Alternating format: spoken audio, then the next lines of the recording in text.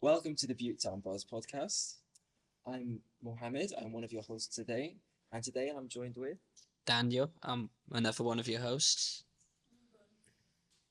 And we are joined by the lovely Helen Williams, who is the one of the assistant directors of the education in Cardiff. So, uh, uh, just to break the ice a bit, just let us go. Could you tell us about your school experiences, and then sort of work our way around? It's Oh, a bit of a big question. I'm not bad. okay. So I went to different schools because we moved quite a lot. My first school was in Essex, which was it had its own swimming pool and it was a lot of fun and it was very interesting. Great teachers. We moved to South Wales and I went to a primary school here and then I went to a school, Cowbridge School, which is in the Vale of Morgan. Fantastic. I loved it. I absolutely loved it. I loved the teachers and I loved the learning and I just absolutely love school. I don't really think I've had any terrible experiences in school. I was shouted at quite a lot in my art lesson. I always remember Mr. Brown shouted at me once because I dared to question him about something in an art lesson. He went absolutely crazy and he called me, what did he call me? Oh, precocious. And he was shouting at me across the classroom. It was awful. But apart from that, I don't think I really had any bad times. I love school. I really did love school. But, you know, but I was lucky, I suppose. Some people don't like school, but I loved it. Were you a well-behaved student? Very good question. Depends who I was sat next to. I had a friend called Kerry Brooke, and we used to spend a lot of time laughing and getting told off for the back. But if I was next to somebody else who's a bit, not so funny, then we'd be fine. But I listened, but I was, I was a bit giggly and a bit silly at times, yeah. Could you give us an overview of your job, like what you do? Okay, that's right. So my job is probably the biggest job I've ever had. So at my age, 21. Yeah. yes, bless you. Such a charmer. At my age, taking on a big job like this is like it's a real step up, and you realise how hard it is to learn new things. Like you're in school, it feels a bit like that. It's like huge. So I'm learning huge amounts of things I didn't even think I ever would do or know about. So my job is about, what is it about? It's about making sure, ultimately, it's about making sure that the people I work with make the right decisions for young people of Cardiff so that you get the best education you can, you get this value for money that you are getting the best deal. And that comes a lot of difficult questions and things to figure out. So I work with a really good bunch of people who that's what we want for everybody in Cardiff. So that's my job. But I have to work with schools as well, with head teachers. I go into schools a lot. I listen to head teachers. I go to meetings with lots of head teachers as well. And head teachers help me and I work with them as well. So it's a brilliant job. I didn't think I needed this job, but I really needed it because it's been so brilliant and I've loved it.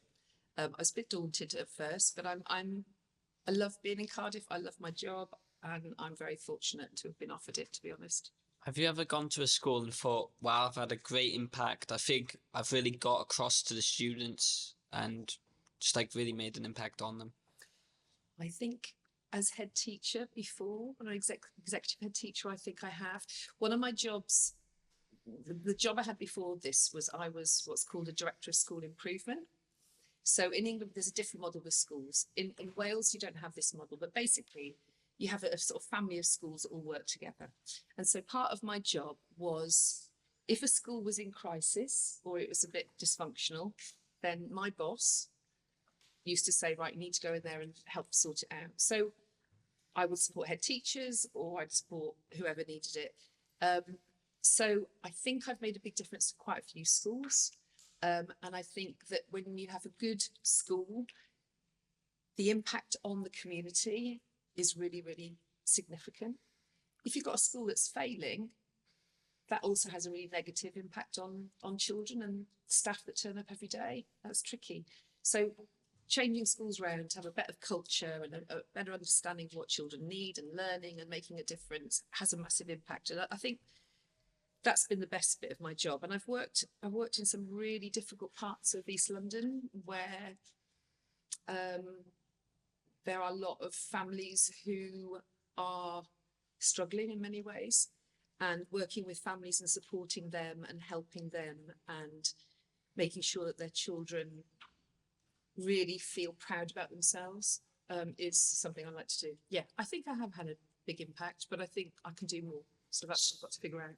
So you've been to a lot of schools in Cardiff, Have. around. So which one has your been? So I've messed up here. Which school have you enjoyed the most to go to? Oh, and do you know what? That's really unfair. I can't say one because that wouldn't be fair. But I'll tell you what I will say. Give us your top 3. No, I'm not going to do that. I tell you what though, and this sounds again a bit cheesy, but every school I've been to since I've been here, each has been a really amazing experience because I've met some amazing head teachers and students, and each school is really different.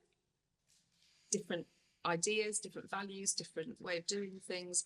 And I went to 3 really fantastic schools today. I'm not going to say which ones. But everyone I've been to has been great, actually. It really, really has.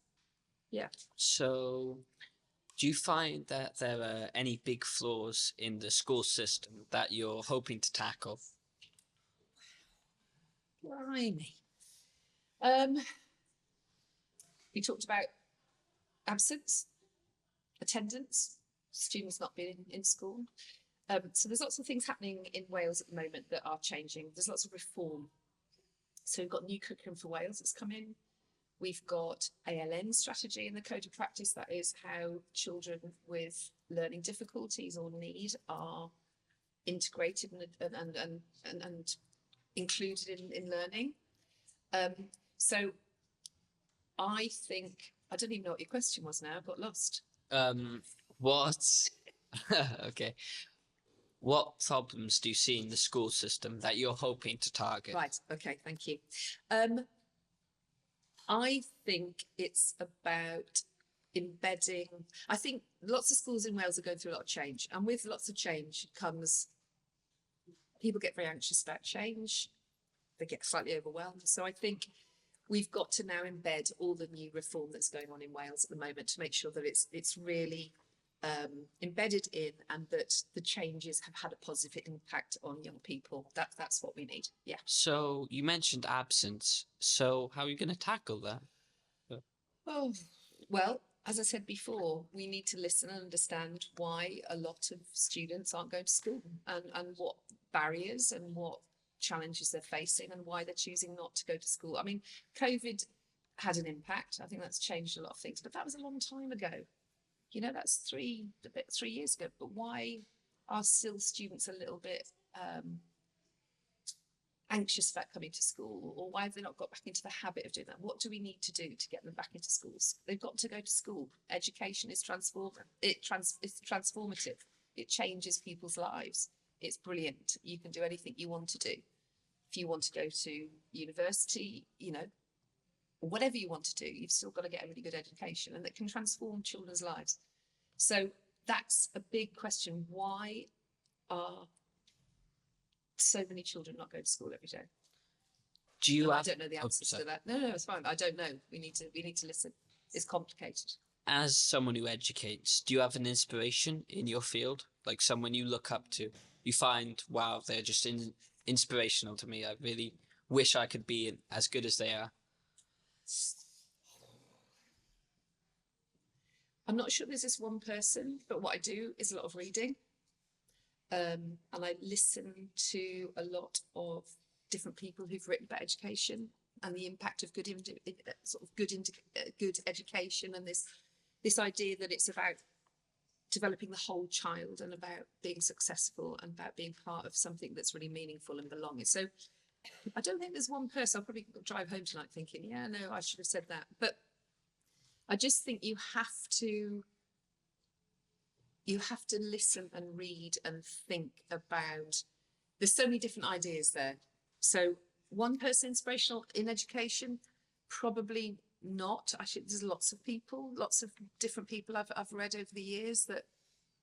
I'm not answering your question very well. I'm not sure I know the answer to that actually. Anyway, I'll think about that one. I don't know. Get back to me. I will. Text me. I will. I'll text you later. So I've asked quite a lot of questions. Do any of you have any questions? What would you say was the biggest change coming from East London to Cardiff? Wow. The accent, the rugby. Do you know what? I think that young people, wherever you go, are very, very similar. They all have similar issues. They all have similar interests. And actually, I don't think there's a lot of difference in the schools. I think we are very similar in many ways, and you wouldn't think it, but it's city to city. It's a different city. London's, really rich with, there's such diversity. It's a very interesting place. There's all the stuff going on. It's the same in Cardiff. It's full of diversity. There's loads of things going on. And the young people are just as inspirational as they are in London. They just have a different experience. Does that make sense? Yeah, it makes sense. I suppose that's the nice thing about schools being spread all over the country. For example, in Wales here, we have both English-speaking and Welsh-speaking schools as well. Absolutely. So it really does. I think it's amazing. And if I'd have brought my children up in Wales, I would have liked them to go to Welsh medium school. Because talking to you earlier, being able to speak English and Welsh and learning German in Welsh. And I've been to schools, Welsh schools, that your children are learning, they're speaking English and then they're speaking in Welsh and then they're doing German, they're doing Spanish. It's just incredible. And to be able, I think that's underestimated, the power of being fluent in two languages or more, depending, because people speak different languages at home as well. So they could be trilingual or have more languages. I think that's an amazing skill.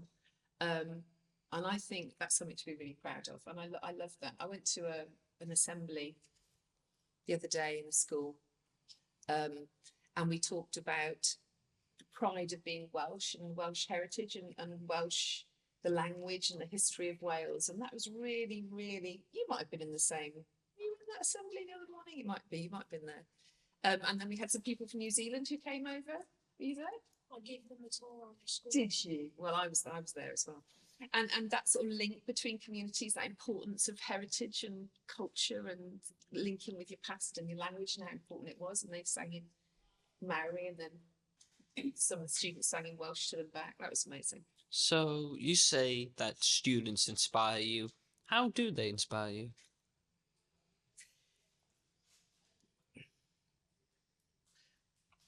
I always think that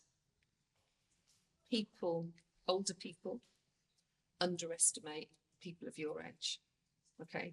I think that you have so much, life is so more different for you than it was for me at my age. You've got so much more complex things to deal with than I had.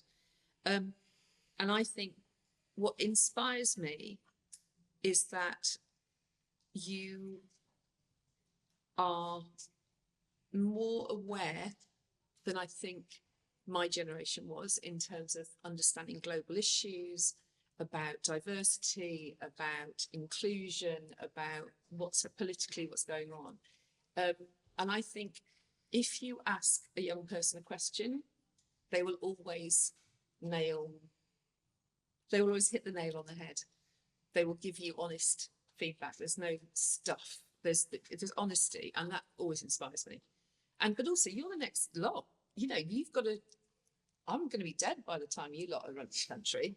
So we've got to make sure that you lot are in. You know what you're doing, and I know that the next generation, because I have 3 children myself, they are really, really passionate about the value that they bring. It's a different idea than I was growing up. It's more about global issues. It's more about what can we do for the future. I never thought like that when I was your age. It was all about me and what I was doing, and it's different.